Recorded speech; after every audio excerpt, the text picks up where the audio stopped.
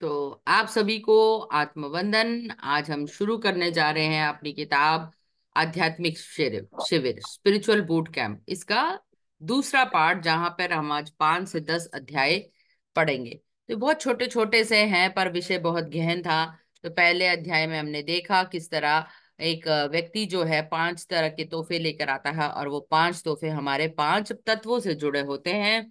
और अगले बार जब हम उस यात्रा पर निकल पड़ते हैं तो हमें किस तरह के संदेश दिए गए, किस तरह के आदेश दिए गए। तो उसके बाद हमने देखा उस जगह को कितनी जंगल जैसे घिरी हुई थी, वहां पर झरना, और हम बिल्कुल प्रकृति से जुड़ गए।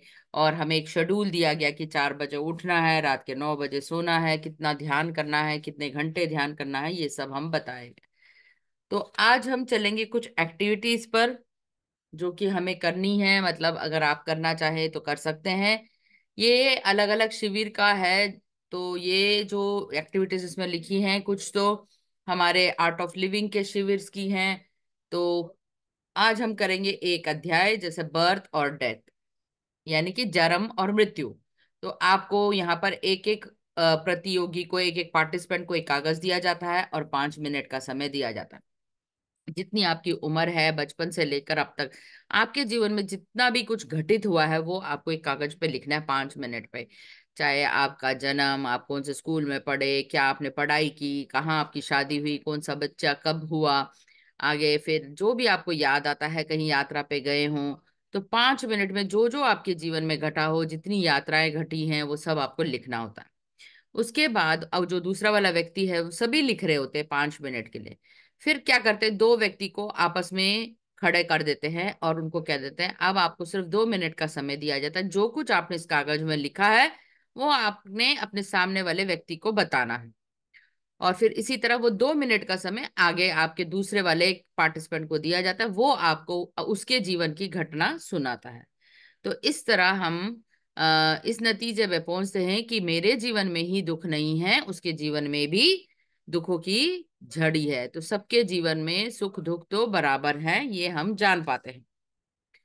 अगली ऐसे एक एक्टिविटी है रोना और हंसना, जिसमें हम एक तरह से रोते हैं जोर जोर से, और ऐसा महसूस करना कि आज ही हमारा जन्म हुआ और हम जोर जोर से रो रहे हैं। हम इस भूमि पर आए हैं, हमें कुछ भी ज्ञान नहीं है, हम रोए जा रहे हैं, रोए जा रहे हैं। जब ये एक्टिविटी हम करते 2-3 मिनट तक, रोते रोते रोते हमें इतनी जोर जोर से हंसना आ जाता है। फिर वो कहते हैं रोको, अब जोर जोर से हंसो।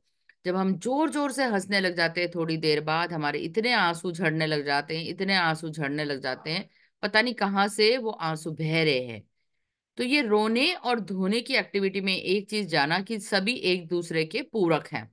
अगर हम रोएंगे तो हमें हंसना आता था, और हंसेंगे तो रोना आता था। तो इस तरह की ये एक्टिविटी थी। उसके बाद हम आते हैं आज 5 तत्वों पर। तो ये जो आध्यात्मिक शिविर है, इसके बाद गुरुजी कहते हैं कि तुम जैसे ही इस शिविर से निकलोगे तो तुम्हारे जीवन देखने का नजरिया ही बदल जाएगा, क्योंकि तुम्हारे जीवन में कोई दुख ही नहीं रहेगा। तो उन्होंने जो रात के जो 8 बजे लेक्चर होता है या वीडियो होता है, उसमें काफी सारी चीजें बताई। उसमें बताया कि ये संसार किस तरह का संसार है जो तुम देख रहे हो, दिन और रात, यानी हर चीज दो द्वैत में है, यानी भक्त और भगवान। तो हमारा जैसे विचार है, हम उसी तरह जो विचार है उसी की तरह हमारा व्यवहार है, उसी की तरह हम चीजों को महसूस करते हैं। है तो संसार में बहुत कुछ, मतलब इतना असीमित है, असीमित धन है, असीमित विद्या है, सब कुछ असीमित है, परंतु हमारी मानसिकता ऐसे है, हम सोचते हैं कि सब कुछ हमारे अंदर कमी है। ये कमी हम तभी महसूस कर पाते हैं क्योंकि हम माया के जाल से घिरे होते हैं, और इसी के कारण हम इन चीजों को जान नहीं पाते। फिर वो बताते हैं कि ये जब धरती रची गई तो उसमें एक आकाश है। आकाश यानी कि जो हम स्पेस देखते हैं, स्पेस एलिमेंट हर जगह मौजूद है, वो आपके शरीर के अंदर भी है। जैसे हड्डियों के बीच में आपने देखा होगा गैप होता है, दो हड्डी के बीच में। खून को इधर से उधर जाने के लिए जब आप देखते हो नाड़ियां, तो नाड़ियों के साथ जो हमारे मसल्स लगे हुए हैं, मसल्स और नाड़ी में भी गैप है। अगर ये गैप ना हो तो ये सब सुचारू रूप से ना चले। इसी तरह हमारे भीतर एक और चीज है जिसको हम नाद कहते हैं। नाद यानी स्वर। यानी ओम की जो ध्वनि है, अगर हम चुपचाप बैठें और अपने ही साइलेंस को देखें, अपनी निशब्दता को देखें, एक बहुत भीनी भीनी भीनी सी आवाज हमें सुनाई देतीगी। वो नाद है, यानी कि ओम का स्वर है। और इसी नाद से ब्रह्मांड चलता है। तो अगर हम देखें, अगर संसार में बहुत सारे ग्रह हैं, ग्रह नक्षत्र, हर ग्रह नक्षत्र अपना अपना किरदार निभा रहा है। उसी तरह अगर ये एक माइक्रो कॉस्मोस है, यानी कि छोटा ब्रह्मांड है, तो उसी तरह का उससे भी छोटा ब्रह्मांड हमारे शरीर के अंदर है। हर कोशिका एक ब्रह्मांड है। तो ये ब्रह्मांड की वजह से, और ये ब्रह्मांड जो है एक स्थित नहीं है, वो हमेशा बढ़ रहा है, प्रगति कर रहा है। तो इसलिए कहा जाता है आत्मा हमेशा प्रगति करती है। संसार में कुछ ना कुछ रोज ही बढ़ रहा है और कुछ ना कुछ रोज ही घट रहा है। तो इसको हम कहते हैं इवॉल्विंग, यानी कि जीव जंतु कुछ ना कुछ मर रहे होंगे, कुछ ना कुछ जीव जंतु रोज ही पैदा हो रहे हैं। तो ये ब्रह्मांड जो है अपने आप ही सुचारू रूप से सचलित होता है, यानी कि चलता रहता है। और प्रत्येक मनुष्य के पास, उसके पास एक सोच है, जिसके कारण वो डिसाइड करता है, वो सोचता है कि मुझे इस ब्रह्मांड से क्या लेना है, इस ब्रह्मांड को क्या देना है। तो हर व्यक्ति इसी के अनुरूप अपने अपने कार्यों को करता है या अपने अपने कर्मों को करता है, और वो इसी तरह गतिशील होता है। मतलब वो कभी भी एक ही अवस्था में नहीं होगा।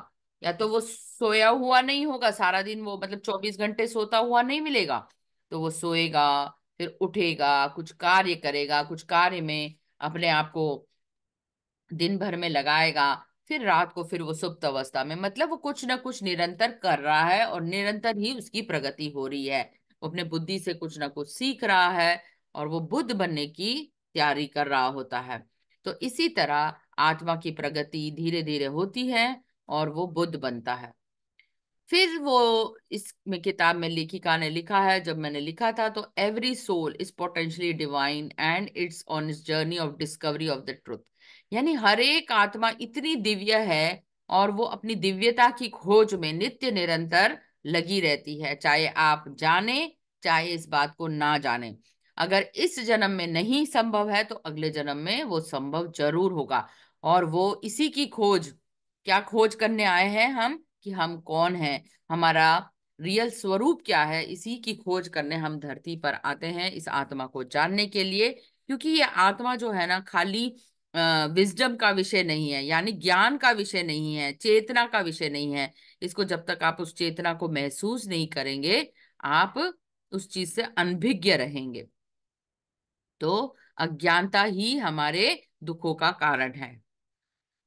फिर लिखा है, all this powerful insight one gains by coming to spiritual retreat. जैसे जैसे आप इन शिविरों में आते हो, ज्ञान को लेते हो, अलग अलग गुरुओं के बातों से सुनते हो, अलग अलग वीडियो से, किताबों से इस ज्ञान को हासिल करते हो, आप जान पाते हो कि आपका रियल स्वरूप क्या है, इसको कैसे खोजना है, कैसे ध्यान लगाना है। ध्यान द्वारा आप कैसे जान सकते हो कि हम इस असीम ब्रह्मांड में असीम, हमारे अंदर भी असीम शक्तियां हैं, और हमारे अंदर भी असीम वो ब्रह्मांड है, और हम भी स्वयं ब्रह्म है।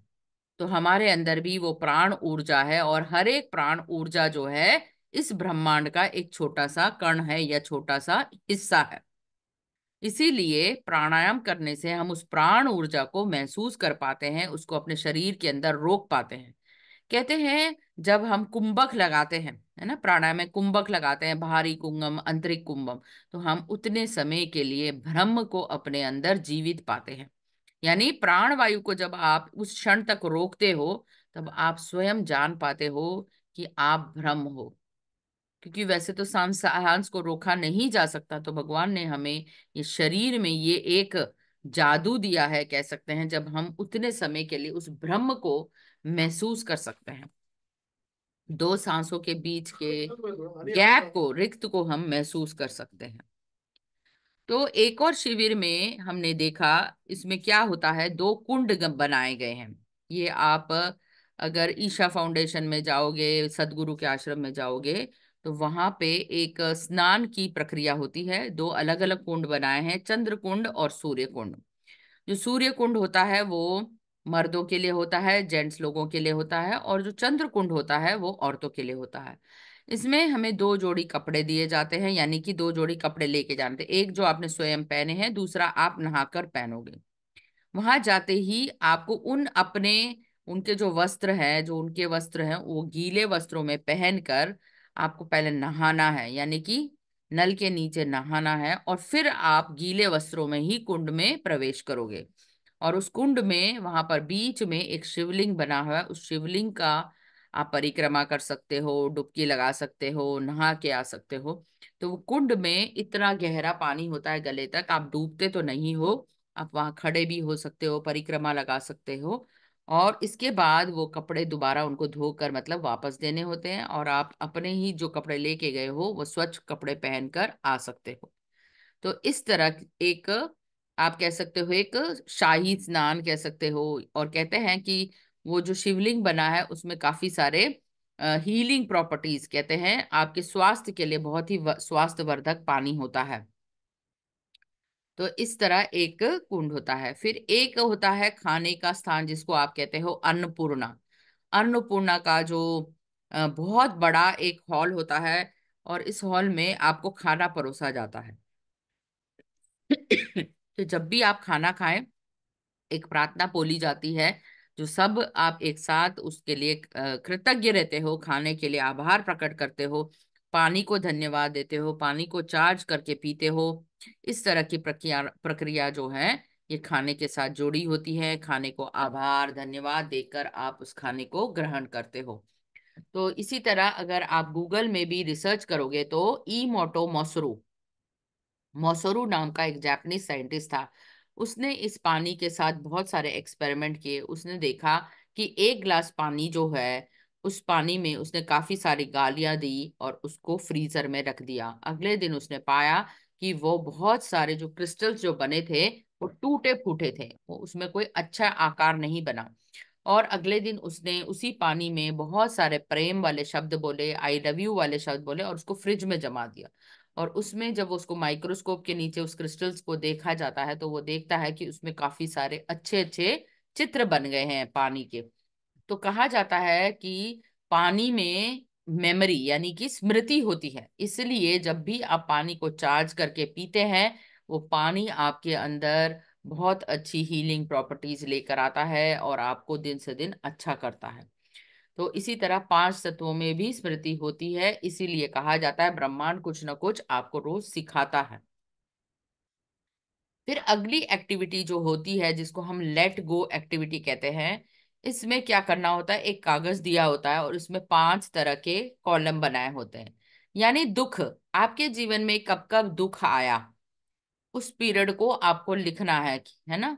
दूसरे कॉलम में है कब कब आपने ऐसे गलती की जिसके लिए आपको बहुत ज्यादा पछतावा है, गिल्ट। तो उस गिल्ट में आपको वो सारी घटनाएं लिखनी है जिसके लिए आप बहुत बहुत ही ज्यादा पछतावा करते हो कि हाँ मेरे से बहुत बड़ी गलती हो गई मेरे जीवन में, उसको आपको लिखना है। तीसरा है आप किस किस से लोगों से नफरत करते हो, किस किस कारण से आपके जीवन में नफरत का कण है, तो नफरत लिखते हो। किस किस कारण से आपके अंदर गुस्सा है वो लिखते हो, ठीक है ना। और अगला है किस किस कारण से आप लोभ करते हो या किसी से ईर्ष्या करते हो। तो इस तरह से इन घटनाओं को बांटा गया और उन घटनाओं को आपको लिखना है, और उन्होंने कहा इस कागज को आपको संभाल के रखना है, बाद में आपको इस कागज में क्या करना है हम बताएंगे। तो काफी समय लगता है, आप अपने जीवन की सारी नकारात्मक चीजों को लिखने के लिए बैठते हो और आप लिखते हो। तो यहाँ पर हमारा ये अध्याय खत्म होता है। अगले अध्याय में हम सीखेंगे माइंडफुलनेस। माइंडफुलनेस क्या होता है, सचेतना, यानी कि एक ही ध्यान में, उसकी ध्यान में हम गहराई में जाते हैं। जैसे कि हम शरीर में देखें, हम सिर्फ देखें एक शरीर है, तो एक एक भाग देख रहे हैं, हम सिर्फ शरीर है। जैसे कृष्ण ने अर्जुन को समझाया कि जब तुम एक रथ बोलते हो तो रथ, क्या घोड़े रथ है, नहीं। क्या उसके चक्र रथ है, नहीं। क्या ये गाड़ी रथ है, नहीं। क्या मैं एक वाहक उसका वो रथ है, नहीं। जब सब चीजों को जोड़ा जाता है, यानी कि घोड़े, चक्र, चालक, वाहक, और तब जाके वो रथ पूरा होता है। इसी तरह जब हम अपने शरीर को देखते हैं तो हाथ एक अंग है, पैर एक अंग है, छाती एक अंग है, हृदय एक अंग है। इसी तरह सारे सहयोग दें तब जाके हम उसको बोल सकते हैं कि ये मेरा शरीर है। तो हम उसके एक ही ध्यान की गहराई में, यानी जब हम एक रोटी खाते हैं तो रोटी का ही ध्यान कर लें हम, तो रोटी को अगर हम देखें उसके मूल स्वरूप में, तो चलते हैं रोटी के मूल स्वरूप में। तो जब हम एक ग्राही खाते हैं तो हम देखते हैं ये इसमें गेहूं मिला है, गेहूं में आटा है, आटे में आपने पानी है, पानी में नमक है, और नमक में फिर आपने जीरा अजवाइन जो भी डाला है। तो उसकी गहन में और जाएं तो गेहूं कहाँ से पैदा हुआ? किसी किसान ने उसको पैदा किया खेत में। खेत में किन किन लोगों के सहयोग से वो गेहूं बना? जब बीज डाला गया, किसी ने बोया, फिर सूरज ने उसको रोशनी दी, पानी दिया, खाद दिया, वो बड़ा हुआ, फिर उसकी कटाई हुई, फिर उसको छटाई किया गया, फिर बोरी में डाला गया, फिर किसी ने उस बोरी को ट्रैक्टर में डालकर मंडी में बेचा, मंडी से निकला वो चक्की तक गया, चक्की के बाद किसी फैक्ट्री में गया, फैक्ट्री से लेकर ट्रक से किसी ने लेकर गए, फिर वो आटा चक्की से आटा पैक हुआ, फिर किसी के पैकिंग में गया, और फिर जाके वो बाजार में आया, बाजार में से आपके परिवार में से कोई उस बाजार से उस आटे को उठा के लेके आया, फिर वो आटा गूंदा गया और फिर वो रोटी बनी। तो एक रोटी को बनाने में पूरा का पूरा ब्रह्मांड उसमें सहयोग देता है, तब जाके वो रोटी आपके घर पहुंचती है। तो कहा जाता है कि वही बड़ा ब्रह्मांड और छोटा ब्रह्मांड, तो एक रोटी में ही पूरा पूरा ब्रह्मांड समाया हुआ है। इसी तरह ये जो माया जाल है, हम तो देख रहे हैं रोटी, पर उसका रियल स्वरूप क्या है? उसका रियल स्वरूप गेहूं से लेकर पूरा ब्रह्मांड है। इसी तरह जब आप एक कंप्यूटर बोलते हो या एक मेज बोलते हो, तो मेज तो मरी हुई है, एक लकड़ी है, पर लकड़ी जब जीवित थी तब उसके गहन में जाइए, उसकी गहराई में जाइए, तो उसको आप देखेंगे किस तरह वो एक विशाल पेड़ था, और वो पेड़ बनने से पहले एक पौधा था, उस पौधे को सींचा किसी ने, माली ने, किसान ने, किसने पानी डाला, धूप से इतना विशाल पेड़ बना। फिर वो पेड़ की कटाई हुई, छटाई हुई, तब उसको लकड़हारे ने उसको काटा, उसको पानी में सिंचोया, फिर उसको भिगोया, फिर सुखाया गया, फिर जाके मेज बनी। तो आज तो वो आपको बिल्कुल निर्जीव दिख रही है मेज, परंतु इसका अगर मूल तत्व निकाला जाए तो वो क्या है? वो एक जीवित पेड़ है, या जीवित, उसमें जीव था, उसमें सांस थी या जो भी था, तो एक ऊर्जा थी। तो हर एक जो आज आप देखते हो, चाहे वो निर्जीव हो या सजीव, सभी में एक ऊर्जा है। तो इसी का जो ज्ञान है, इसको हम माइंडफुलनेस एक्टिविटीज बोलते हैं। यानी जब ध्यान में हम एक एक अंग पर ध्यान देकर योग निद्रा करवाते हैं ना, तो उसी को ही माइंडफुलनेस एक्टिविटी कहा जाता है। तो इस तरह के चीजों को बताया गया, तब हम जान पाते हैं किस तरह हम एक ऊर्जा पुंज है, और हमारे इर्द गिर्द जितनी भी चीजें हैं, चाहे सजीव है चाहे निर्जीव है, सभी में कुछ ना कुछ ऊर्जा है।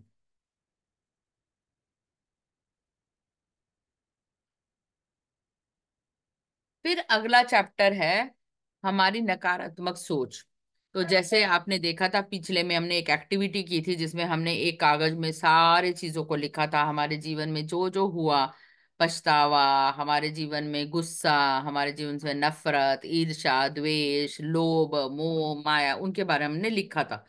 तो अगले इस एक्टिविटी में एक बहुत बड़ा हवन कुंड होता है, और इस हवन कुंड में हम इर्द गिर्द जो है रात में, जैसे हम कहते हैं ना बॉन फायर जिसको हम बोलते हैं, तो ये एक लकड़ी से जलाकर आग जलाई जाती है। तो आप इसके इर्द गिर्द बैठ के आग को सेक भी सकते हैं, और जो आपने चिट्ठी लिखी थी वो इस आग में जलानी होती है। इसको हम बोलते हैं लेट गो। यानी हमारे जीवन में जो भी हमने नकारात्मकता थी वो आज जलकर राख हो गई। तो इस तरह ये एक्टिविटी को किया जाता है। और ये जनरली हर एक शिविर में जो होता है आग जलाकर, अगर आपको कुछ गाने वगैरह गाने होते हैं तो आप गा सकते हैं।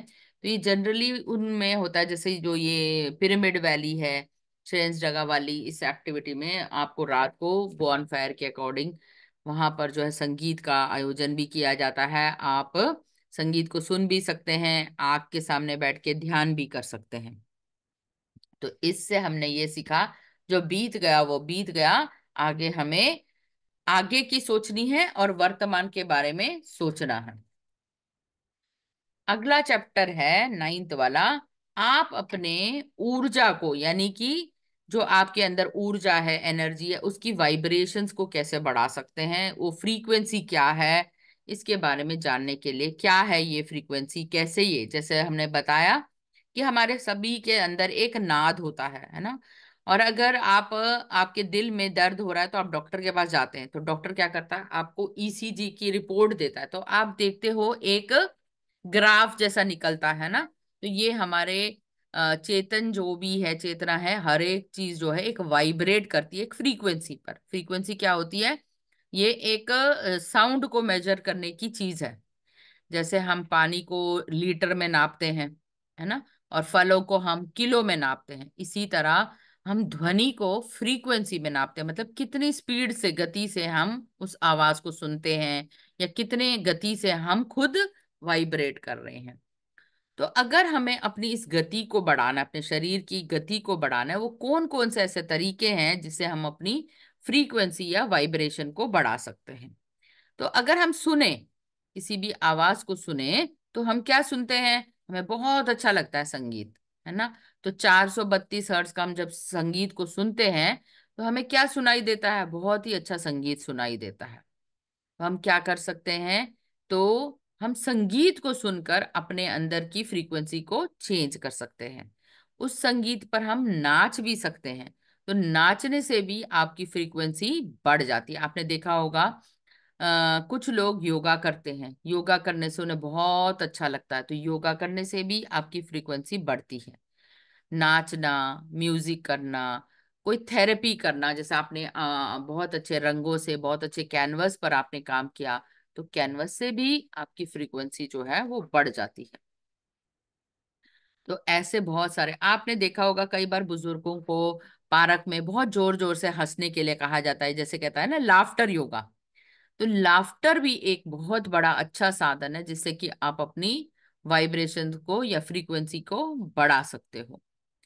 तो इस तरह आप अपनी फ्रीक्वेंसी को बढ़ा सकते हो। अगला है ध्यान। ध्यान करने से भी हमारी फ्रीक्वेंसी की, चेतना है, चेतना की ऊर्जा है, और ऊर्जा की गति जो है वो बढ़ जाती है। तो इस तरह भी आप ध्यान करके अपनी ऊर्जा को बढ़ा सकते हो। तो इस तरह आपने देखा कि बहुत सारे टेक्निक करा करा के हमें बताया गया कि किस तरह आप अपनी ऊर्जा को बढ़ा सकते हो। तो पहला था म्यूजिक, कुछ था नृत्य, और आप जोर जोर से एक्सरसाइज करने लगो, जैसे रस्सी टप्पा करते हैं, हाथ पैर मारना, तालियां मारना। तालियां मारने से भी कई लोग, जैसे आपने सत्संग में देखा होगा, आखिर में राम नाम का जाप करते हैं, वो बहुत तेज करते हैं, राम राम एक, राम राम दो, राम राम तीन। तो इस तरह के भी कुछ एक्टिविटीज करने से भी हमारी अंदर की ऊर्जा जो है बढ़ जाती है, और हम वर्तमान स्थिति में रहते हैं। हर क्षण जो है हमें कुछ ना कुछ लक्ष्य तय करने पड़ते हैं, पर हम ये तय नहीं करते। अगर आप अपने ही जीवन को देखो, अगले 5 सालों में आप क्या क्या करना चाहते हो, कभी आपने उसके बारे में सोचा है? तो अगर आपने नहीं सोचा तो आज ही सोचना शुरू कर दीजिए। आप इस धरती पर कुछ करने के लिए आए हो, तो उनके बारे में सोचिए कि मैं अपने आप में, मेरी आपकी इच्छाएं होंगी कुछ अच्छे कपड़े पहनने की, कहीं बाहर घूमने की, या आपकी मन में होगा कि मैं भगवान के इस मंदिर में जरूर जाऊं।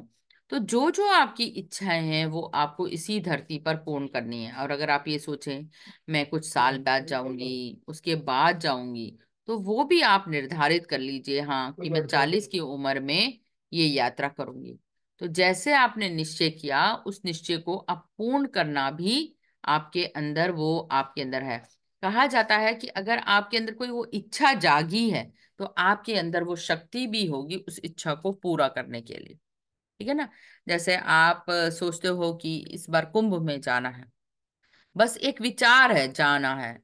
परंतु जब आप सोचते हो, फिर आप क्या करते हो, 4-5 अपने सहेलियों से बात करते हो, यार कुंभ आ रहा है, फिर आप क्या करते हो, आपके अंदर वो शक्ति जागृत होती है, और उसी तरह के लोग आपके साथ जुड़ते हैं। फिर आप यात्रा की टिकट बुक करते हो और कुछ दिन पहले उसके लिए सामान तैयार करते हो, अटैची डालते हो, और फिर उस दिन यात्रा, जिस दिन डेट आ जाती है तो आप उस यात्रा पे निकल पड़ते हो। तो एक कल्पना मात्र थी कि मुझे जाना है, और किस तरह लोग जुड़े और वो यात्रा करके भी आप घर लौट आते हो। तो भगवान कहते हैं अगर आपके पास उस यात्रा का बीज है तो उस यात्रा को पूर्ण करने के लिए भगवान पहले से ही रास्ते बना देता है। तो ये आपको निर्धारित पहले से ही करना चाहिए। हाँ, इस साल के शुरू में मैं क्या क्या करूंगा, कौन सी किताब पढ़ूंगा, कौन सा ध्यान करूंगा, किस लोगों की मानवता की सेवा के लिए मैं क्या करूंगा, अपने धन का उपयोग किस तरह करूंगा, समय का उपयोग किस तरह करूंगा। तो ये सब अगर आप पहले से ही निर्धारित कर लें, इसको हम बोलते हैं गोल सेटिंग, यानी लक्ष्य को साधना। एक किताब आती है लक्ष्य, ये अभी आप पढ़ सकते हैं, इसमें भी काफी सारे चीजें लिखी हैं। तो किस तरह लक्ष्य साधना होता है, किसको आप पूरा कर सकते हो। तो इस तरह ये 9th चैप्टर खत्म हो जाता है।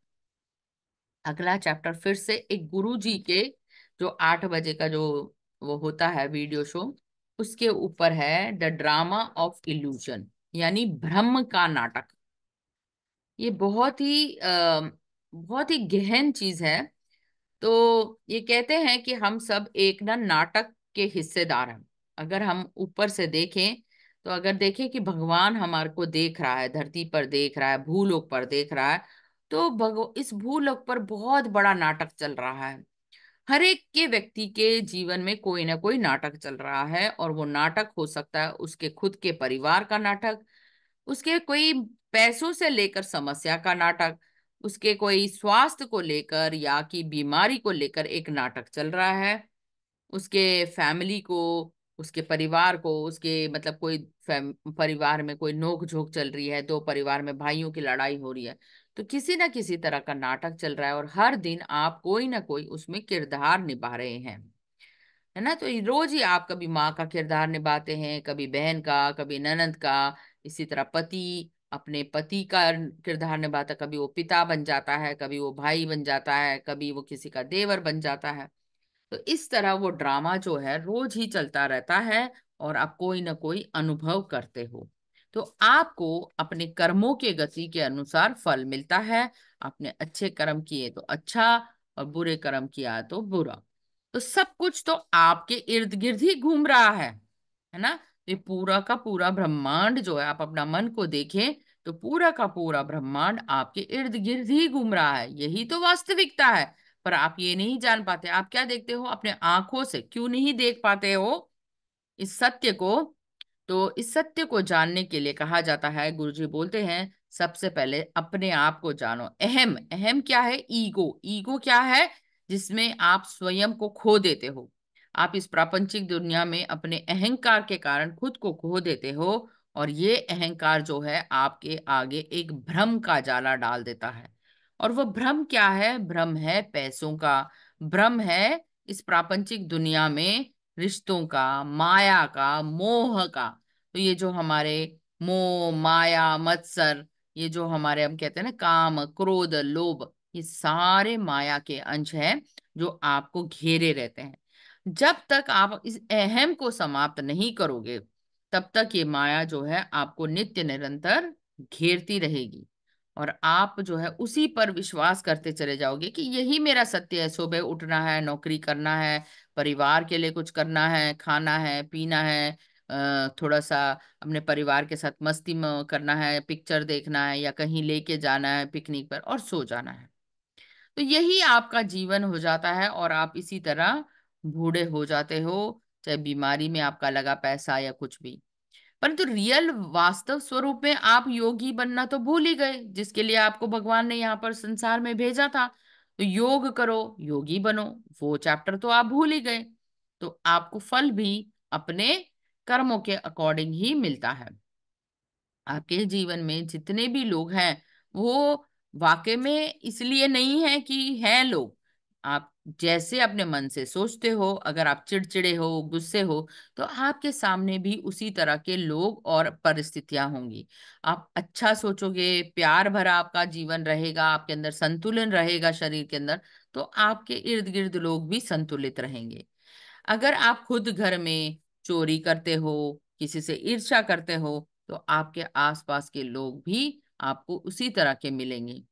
तो आप ये सोचते हो मेरे इर्द गिर्द क्यों ऐसे लोग हैं जो मुझसे नफरत करते हैं या ईर्ष्या करते हैं, तो आप देखोगे कि आपके भीतर भी तो कुछ ना कुछ ऐसा ही चल रहा होगा विचार, जो आपको नकारात्मक तक लगेगा। मैं खुद से चोरी कर रही हूँ, खुद से भीतर ही नफरत कर रही हूँ, तो आपका वातावरण भी इसी तरह का होगा। यानी कि जैसा मन वैसा वातावरण होता चला जाएगा। इस बात को, गहन सत्य को समझने के लिए जब वो वीडियो दिखाया गया, तो हमारी आंखें खुली की खुली रह गई। यानी सारा का सारा खेल जो है क्या है, हमारे मन में हमारा एक महाभारत है, और हमारे इसी में कौरव और पांडव बसे हुए हैं, यानी अच्छे विचार और बुरे विचार। इन विचारों की शक्ति से ही हमारी परिस्थिति का चयन होता है और इर्द गिर्द का वातावरण बनता चला जाता है। तो इसी तरह हम अपने कर्मों को संचित करते हैं और उन्हीं कर्मों के अकॉर्डिंग हमें फल मिलता है। फिर इसमें लिखा गया कि जो आप अपना आभा मंडल देखते हो, ऑरा, और उसमें बहुत सारे रंग होते हैं, तो ऐसा नहीं है कि आभा मंडल की जो रोशनी है वो आपकी वजह से है। नहीं, आभा मंडल की रोशनी आपके कर्मों के अनुसार, आपकी गति के अनुसार वो बढ़ती घटती रहती है। आज आपने एक विचार गलत सोचा तो आभा मंडल में फर्क पड़ेगा, आप अच्छा विचार सोचोगे तो भी आभा मंडल के रंगों में फर्क पड़ेगा। तो हमारी बीमारी भी जो है क्या, इसी ऊर्जा पुंज के ब्लॉक की वजह से आ जाती है। तो ये अहंकार हमें क्या क्या दिलवाता है, हमें एक आइडेंटिटी यानी कि एक नाम दिखाता है, और हम बोलते हैं ना मेरा नाम अंजना है, मेरा, तो मैं उस नाम की ओनरशिप ले लेती हूँ, यानी कि मैं उस नाम की हकदार बन जाती हूँ। ये मेरी जमीन है, मेरा घर है। तो ये सब कुछ जब मैं और मेरे के हेर फेर में हम रहते हैं, इसी को अहंकार कहा जाता है। अगर इसके, जैसे मैंने अभी कहा माइंडफुलनेस, अगर मैं इसके मूल स्वरूप में जाऊं, तो हर व्यक्ति जन्म लेता है, हर व्यक्ति मृत्यु को पाता है। तो जब मैं मृत हो जाऊंगी, मेरा शरीर ही मृत हो गया, तो मेरा क्या रहा। तो हम यहाँ पर एक किराए के मकान में, इस किराए के धरती पर रह रहे हैं, क्योंकि सब कुछ तो हमें ब्रह्मांड से मिल रहा है। तो मेरा क्या है इसमें, जो मुझे जीवित रखने के लिए जरूरी है, हवा पानी खाना, वो तो सब कुछ है मुझे पृथ्वी और इस प्रकृति से मिल रहा है। तो धरती पर मेरा क्या है, जो मैंने बनाया वो मृत होने के बाद तो मेरे साथ जाएगा ही नहीं। तो इसमें मैं और मेरे का भाव जो है वो स्वयं ही खत्म मुझे करना पड़ेगा। तो जब तक हम इस माया जाल से बाहर नहीं आएंगे, तब तक तो ये माया हमारे पर खेल ही खेलती रहेगी। तो वो कहते हैं, जैसे शेक्सपियर ने ड्रामा लिखा था ना, शेक्सपियर रोज ड्रामा लिखते थे, बहुत ही अच्छे अच्छे उन्होंने बहुत नाटक लिखे हैं। तो हम सब उसी नाटक के पात्र हैं और हम अपने किरदार बदलते रहते हैं। तो इसलिए इस धरती पर आकर हमें अपने अहम को जानने की जरूरत है, कि मैं किसका अहम हूं, यानी मैं क्या कौन सा किरदार निभा रहा हूं आज, और क्या मैं इस किरदार को सही अच्छे से गति से निभा रहा हूं कि नहीं। The truth of who you are is not ego, आप कौन है वो अहंकार नहीं है। यानी आपका मूल चैतन्य, मूल स्वरूप क्या है, आप आत्मा हो।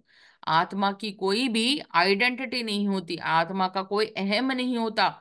वो तो एक शरीर के अंदर आई है और प्रवेश किया है, अगले जन्म में वो किसी और शरीर में प्रवेश करेगी तो उसका अहम ही बदल जाएगा। तो आत्मा का तो कोई अहम ही नहीं है, तो वो मूल स्वरूप में वो कुछ और ही है। तो ऐसे कई किताबों के नाम बताए, जैसे many many lives many masters, जिसमें आप अपने हर बार चोगा बदलते रहते हो, हर बार आत्मा का स्वरूप बदलते रहते हो। और इस चीज को जानने के लिए गहन ध्यान और ज्ञान दोनों होना बहुत ही अनिवार्य है। ज्ञान से उस चीज को आप महसूस करोगे, और ज्ञान होने से आपके अंदर की जो प्रज्ञा है वो जागृत हो जाएगी। और तब जब प्रज्ञा जागृत हो जाती है, जब ध्यान लगता है, तब आपके जीवन में चमत्कार होने लगते हैं, यानी कि जो सोचा वो आपके सामने हासिल हो जाता है। तो ऐसे भी होता है।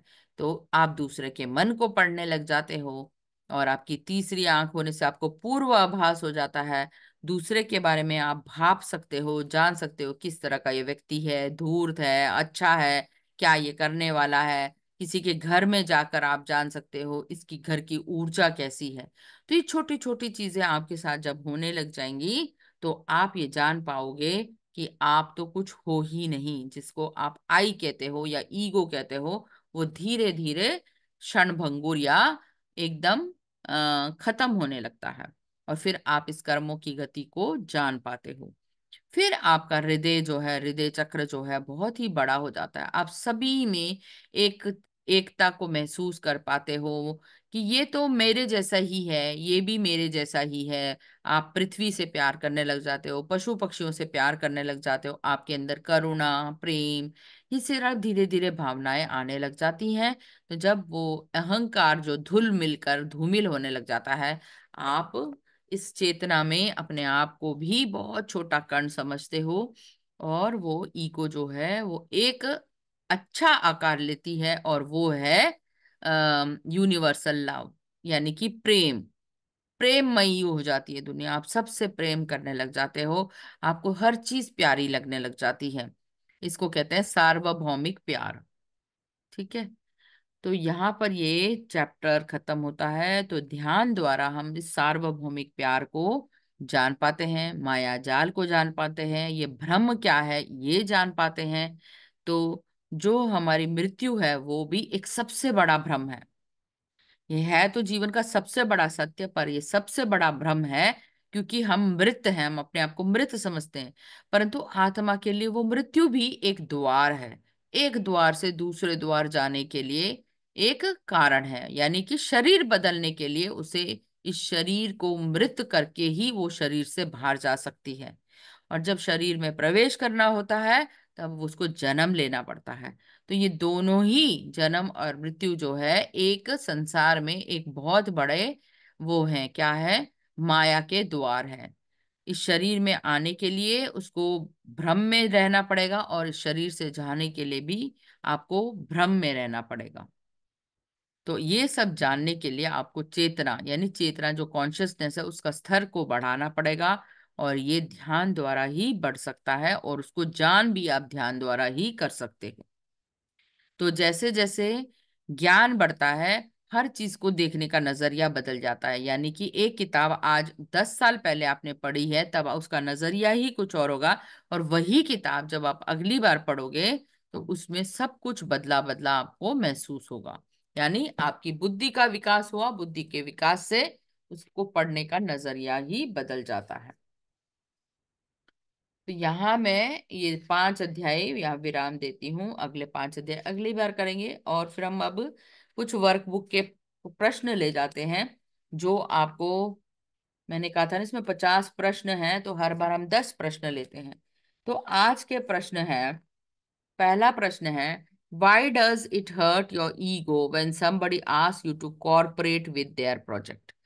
अगर उसने कोई चीज ठान रखी है, यानी कि उसने, एक व्यक्ति ने ठान रखा है कोई प्रोजेक्ट बनाने के लिए, वो पुल बनाएगा या कोई सड़क का निर्माण करना या मंदिर निर्माण करना है, तो वो आपसे सहायता मांगता है, तब आपको वो क्यों चुभता है? ये आपको गहन विषय है। कोई आपसे मदद या सहायता मांगता है तो आप उस चीज के लिए राजी नहीं होते। तो क्यों आप अपने दिल में इस चोट को महसूस करते हो जब आपसे कोई सहायता मांगता है किसी विषय के लिए? तो दूसरा है, आप अपनी लाइफ जर्नी पर निकले हो, ठीक है, तो क्या आप उन लोगों को धन्यवाद देना चाहते हो जिन जिन लोगों ने अब तक आपकी मदद की है, या उन्होंने आपके लिए कुछ किया है, या आपने उन लोगों के लिए कुछ किया है? तो क्या उन लोगों के नाम और घटनाएं आप लिख सकते हो? तो जब तक आपको याद आएगा, जैसे दूध वाला है, बढ़ैया है, प्लम्बर है, काम वाली बाई है, कितने आए और कितने बदल गए, पर जब जब वो आए उन्होंने आपकी सहायता की कि नहीं? तो ऐसे क्या जीवन में कुछ घटनाएं आपको याद आती हैं, किसी ने आपकी सहायता की हो, ऑटो वाला, रिक्शा वाला, बस वाला आपको टाइम से पहुंचाया हो कहीं? तो वो लोगों के नाम और घटनाएं आपको लिखनी है। पहले जमाने में हम क्या कहते हैं, गपशप करते थे, जिसको आज इंग्लिश में गॉसिप कहा जाता है, यानी कि अपने घर की बात जो है दूसरी पड़ोसी को बतानी या अपने सहेली को बतानी। तो क्या अगर आप इस तरह की गपशप करते हो तो आज एक दिन ना करके अपने आप को मौन रखकर देखना है। तो क्या गपशप ना करने से आपके जीवन में कोई लाभ होता है, ये आपको नोट करना है। चौथा प्रश्न ये है, जीवन में जब एक आप सुबह से शाम, क्या आपके जीवन में एक समान भाव रहता है? आप हमेशा ही उसी स्थिति में रहते हैं, हमेशा ही खुश रहते हैं, या आपके जीवन में छोटे छोटे उतार चढ़ाव आते हैं? यानी कि आज मुझे अच्छा लग रहा है, थोड़ी देर में मेरे को रोना सा आ रहा है, थोड़ी देर में मुझे बहुत ही खुशी महसूस हो रही है, संतोष महसूस हो रही है, कुछ भी नहीं महसूस हो रहा, न्यूट्रल। तो क्या आपका एक दिन में 6 घंटे में मूड स्विंग होता है? ये आपको नोट करना है। बहुत बार क्या होता है, हम बहुत काम कर लेते हैं पर हमें कोई सराहने वाला या कोई थैंक यू देने वाला या शाबाशी देने वाला नहीं होता। तो अगला प्रश्न है, क्या आप भी चाहते हो कि आपका काम जो है सराहा जाए, कोई आपको वैलिडेट करे, यानी आपको बहुत बोले वाह क्या काम किया है, वाह क्या बनाया है। इस तरह के एक्सपेक्टेशंस क्या आपकी हैं?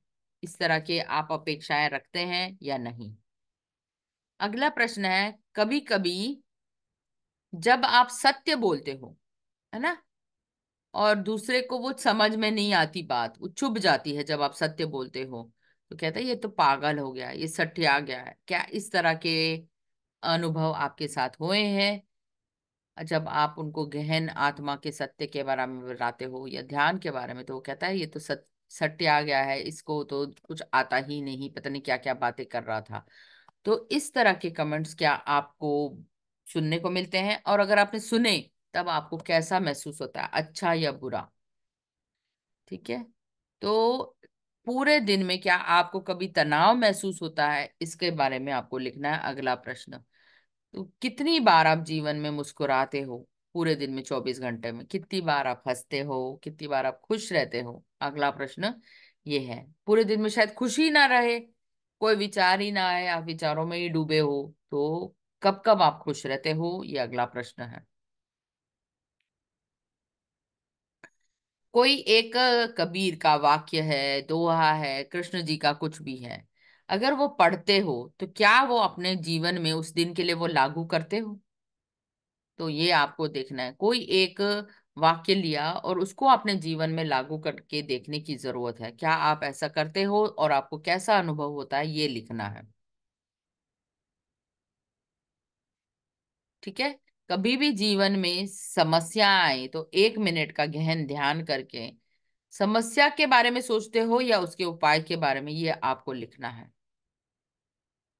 ये भी एक अगला प्रश्न है, what do you ponder upon the problem और द सोल्यूशन? क्या आप उस समस्या के बारे में सोच रहे हो या उसके निदान के बारे में? चलो मेरे जीवन में समस्या आई, आगे इसका उपाय क्या है? तो आपका ध्यान समस्या पर है या उपाय पर, ये आपको सोचना है। कहा जाता है मदद तो एक हाथ की दूरी पर है, परंतु आप मदद मांगते ही नहीं। कितनी बार आपके जीवन में ऐसा हुआ है कि आपने मदद मांगी नहीं, आपका जो है अहंकार आड़े आ गया, नहीं मैं इससे आगे, मैं तो इससे मदद मांगूंगा ही नहीं। तो कब कब आपके जीवन में अहंकार ने भूमिका निभाई है और आप झुके नहीं हो उस मदद को लेने के लिए? तो ये थे 10 प्रश्न। तो यहाँ पर हम इस स्वाध्याय को खत्म करते हैं, 5 चैप्टर और 10 क्वेश्चन। आपके कोई भी प्रश्न है तो आप पूछ सकते हैं। वाटर वाला तो एक दिन आपने पहले बताया भी है ना, उसको जमा के फ्रिज में दोनों पानी को आपने हाँ, दिखाया था। यहाँ पर भी उस किताब में लिखा है, you can try and search Google. तो इसलिए मैंने बताया कि गूगल में भी आप उसको सर्च करके देख सकते हो कि पानी में स्मृति होती है। इसी तरह आपने देखा होगा, अगर हमारी हिंदू पद्धति है तो हमारी दादी नानी क्या करती थी, कुएं से पानी भर के लेके आती थी और पहले उस जल की पूजा होती थी। कुछ स्वस्ति का निशान बनाया जाता तो बड़े से कलश में, और फिर वो मंत्र कुछ बोले जाते थे, जो पीने का घड़ा होता था, फिर वो रखा जाता था। और क्यों भर के रखते हैं कुछ समय के लिए, आपने देखा होगा, स्टोर करके रखते हैं ना पानी। हम नल से निकाल के पानी नहीं पीते कभी भी। पुराने जमाने के लोग कभी भी नल से निकाल के पानी नहीं पीते थे, वो पानी या तो कलश में, घड़े में, मटके में रखा होता था, उस मटके का पानी निकाल के पिया जाता था। इसका भी वही रीजन है, जब वो चलता रहता है उसमें कोई स्मृति नहीं होती। जब वो बैठ जाता है, पानी स्थिर हो जाता है, तो वो उस मेमोरी को अपने अंदर बसा लेता है। यानी कि पानी जो है रुका हुआ होगा तो उसमें स्मृति होगी। चलते हुए पानी में, बहते हुए पानी में कभी भी स्मृतियां नहीं होती। इसलिए उस पान में ठहराव लाना बहुत जरूरी है। अगर आप चाहते हो उसमें कुछ अच्छा चीजें हो, मंत्र उच्चारण जब आप बोलते हो, तो उस पानी को ठहराव लाने की जरूरत है। इसलिए वो कलश में, भरनी में, बड़े बड़े घड़े में रखा जाता था और फिर उसको बांटा जाता था। तो उसका क्या है, ऊर्जा जो है, बर्तन की ऊर्जा, उस वो किस चीज का बर्तन बना है, मिट्टी का बना है, स्टील का बना है, किस तरह का घड़ा है, उस पर भी वो डिपेंड करता है ना। इस तरह कहते हैं ना, तांबे के लोटे में दूध नहीं चढ़ाना चाहिए, है ना, क्योंकि वो जहर हो जाएगा। तो हर धातु का हर चीज से अपना अपना एक वो है, रिएक्शन हो जाता है। ठीक है, परंतु तांबे के बर्तन में पानी रात भर रखकर पीने से हमें उस तांबे की भी ऊर्जा मिलती है।